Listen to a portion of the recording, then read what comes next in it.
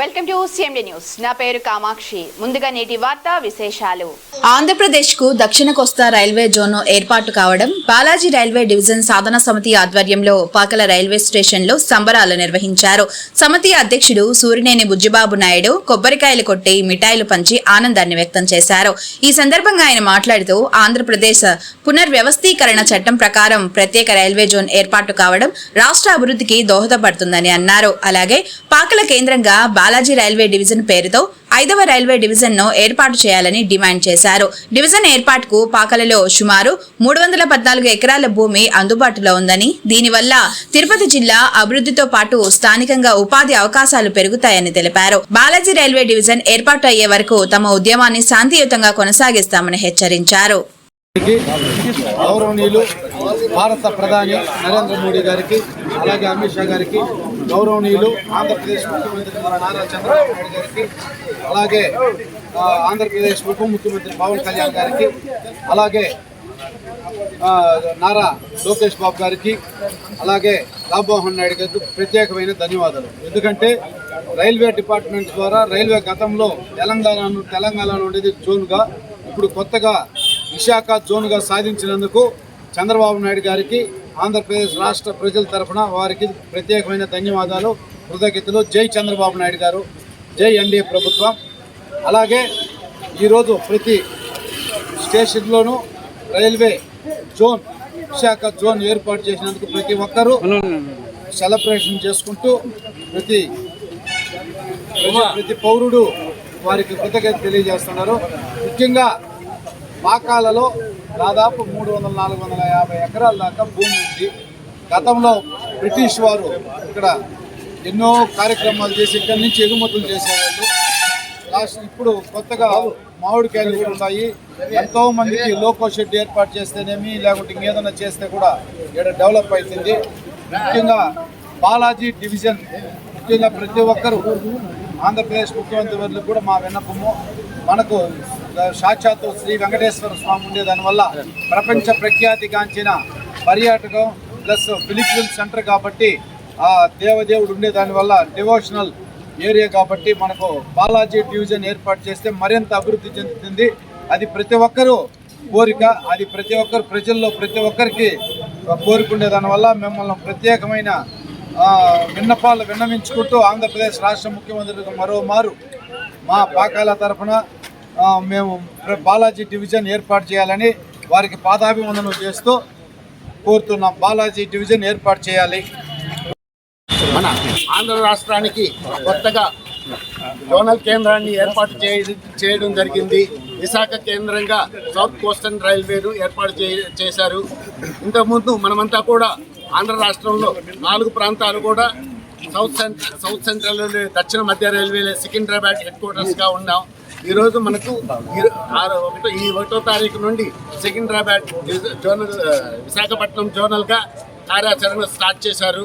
దీన్ని సాధించినందుకు ముఖ్యంగా చంద్రబాబు నాయుడు పట్టుబట్టి మన రాష్ట్రానికి జోనల్ కావాలి అనే పట్టుదలతో, అలాగే ఉత్తర కోస్తా నాయకులు కూడా గట్టి పట్టుదలతో జోన్ సాధించారు. దాంట్లో ముఖ్యంగా రామ్మోహన్ నాయుడు గారిని చెప్పాలి. పదవిలో ఉన్న, రూలింగ్లో ఉన్నా లేకున్నా ప్రతి పార్లమెంటు సమావేశాల్లో ఈ పాయింట్ లేవనెత్తి ఎప్పుడు కూడా తన పట్టుదల వదలకుండా, ఎందుకంటే భువనేశ్వర్, శ్రీకాకుళం, విజయనగరం, భువనేశ్వర్ జోనల్లో ఉండేది. అక్కడ వీళ్ళకి గుర్తించడం లేదని, రైల్వేల పరంగా డెవలప్ కావటం లేదనేసి ఇలా పట్టుబట్టి విశాఖను జోనల్ కేంద్రంగా ఏర్పాటు చేశారు. విశాఖపట్నం జోను డివిజన్ ఉంది. అలాగే కోస్తా జిల్లాలకు గుంటూరు డివిజన్, విజయవాడ డివిజన్ ఉన్నాయి. మన రాయలసీమ 6 జిల్లాలకు కలిపి ఒక్క డివిజనే ఉంది. అది మన బాధ. ఎందుకంటే జోనల్ వచ్చిన దానికి చాలా సంతోషం. అలాగే ఇక్కడ ప్రాంతాలను కూడా గుర్తించి ఈ ప్రాంతాన్ని డెవలప్ చేయాలని తిరుపతిని బాలాజీ డివిజన్గా గుర్తించి, ఇది చాలా సంవత్సరాలుగా మన కోరిక. 2003లోనే మనకు జోనల్ కేంద్రం డివిజన్ రావాల్సింది. ఆ రోజు డివిజన్ బైఫర్కేషన్లో సౌత్ వెస్టర్న్ రైల్వే హుబ్లీ జోన్గా ఏర్పాటు చేశారు. అంతకుముందు హుబ్లీ కూడా సికింద్రాబాద్ డివిజన్లో ఉండేది. ఆ టైంలో తిరుపతిని జోనల్గా అనౌన్స్ చేసేటప్పుడు గుంటూరుకు తరలించారు. వారు పట్టుబట్టి సాధించుకున్నారు. ఆ రోజే మనకు అన్యాయం జరిగింది. ప్రస్తుతమైన ఈ 4 డివిజన్లు ఉన్నాయి. ఇప్పుడు విజయవాడ, గుంటూరు, వైజాగ్, గుంటకల్, ఆ 4లో కూడా మన తిరుపతిని బాలాజీ డివిజన్గా ఏర్పాటు చేయాలని మనం 30 సంవత్సరాలుగా పోరాడుతున్నాం. ఇక్కడ సుమారు పాకాల దగ్గర 100 ఎకరాల స్థలం ఉంది. ఈ 100 ఎకరాల స్థలంలో పూర్వం ఈ ప్రాంతం చాలా బ్రిటిష్ కాలం నుండి కూడా చాలా అభివృద్ధి చెందిన ప్రాంతం. ఎంతో డెవలప్మెంట్, లోకో షెడ్లు కానీ వచ్చిన గూడ్స్ వ్యాగన్ రిపేర్ షెడ్లు, ఇలా 100 సంఖ్యలో ఉద్యోగాలు చేసేవాళ్ళు ఇక్కడ ఉండేవాళ్ళు. అలాగే చుట్టుపక్కల ప్రాంతాలు ఈరోజు కూడా ప్రతి పల్లెలోనూ 20-30 మంది రిటైర్ అయిన ఎంప్లాయీస్ సర్వీసులో ఉండేవాళ్ళు ఉన్నారు. ఈ పాకాల మండలంలోనే రైల్వేకి ఒక ప్రత్యేకత ఉంది. ఈ ప్రత్యేకతను గుర్తించి ఈ ప్రాంతం డెవలప్ కావాలని, అలాగే డివిజన్ కేంద్రంగా కూడా తిరుపతిని ఇస్తే ఈ ఏరియా మనకు డెవలప్ అవుతుంది. కాలనీ క్వార్టర్స్లు కావాలి, ఇలాంటి వర్క్షాప్లు కానీ ఇలాంటి ఈ ఏరియాలో పెట్టేదానికి అవకాశం ఉంది. కాబట్టి ఇలా గుర్తించి మనకు బాలాజీ డివిజన్ ఏర్పాటు చేసేదానికి మనం ముందుకు వెళ్ళాలి. ఈ మధ్యనే మనం ఒక రిలే కార్యక్రమం పాకాల్లో చేయడం జరిగింది. అలాగే మీటింగ్ కూడా పెట్టుకోవడం జరిగింది. బ్రహ్మాండంగా అందరూ కూడా స్థానికులు, చుట్టుపక్కల వ్యాపారస్తులు, విద్యార్థులు అందరూ కూడా స్పందించి చాలా మంచి ఆలోచనతో ముందుకు వెళ్తున్నారు. మేమందరూ కూడా ఈ విషయానికి సపోర్ట్ చేస్తూ మేమందరూ కూడా కలుస్తామని ఈరోజు ఈ కార్యక్రమాన్ని చేయాలని మన పాకాల్లో అనుకున్నారు.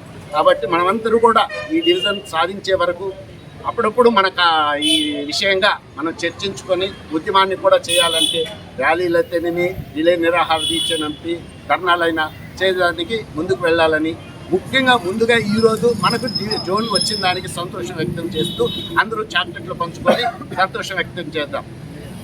ఎన్డీఏ కూటమి చంద్రబాబు నాయుడుకు కృతజ్ఞతలు. ఈరోజు జోన్ రావడం అంటే ముఖ్యంగా చంద్రబాబు నాయుడు సాధించిన విజయంగా ఆలోచించాలి. ఇది లేకుంటే ఇంత తొందరలో మనకు జోన్ వచ్చేది కాదు. విభజన చట్టంలో పోరాడి మనకు రావాల్సిన ఆదాయం పోతుంది. సికింద్రాబాద్ మనకు తెలంగాణ స్టేట్కి వెళ్తుందని త్వరగా ముందు ఆంధ్ర రాష్ట్రానికి జోన్ కావాలని పోరాడి ఎన్డీఏ గవర్నమెంట్తో మోడీని వాళ్ళని ఒప్పించి మనకు జోన్ తీసుకొచ్చాడు. ఈరోజు కార్యక్రమాలు మొదటి రోజు స్టార్ట్ అవుతున్నాయి. కాబట్టి మనమందరూ కూడా ఇక్కడ సంతోషం వ్యక్తం చేశాం.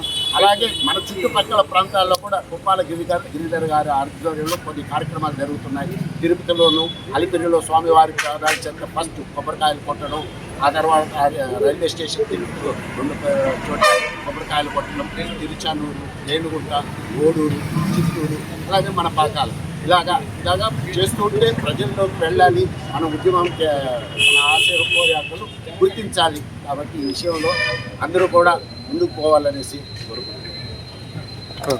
ముఖ్య గమనిక, మా హాస్పిటల్ నందు డాక్టర్ ఎన్టీఆర్ వైద్య సేవ అందించబడెను. పేదలందరికీ ఆధునిక వైద్యం చేయబడెను.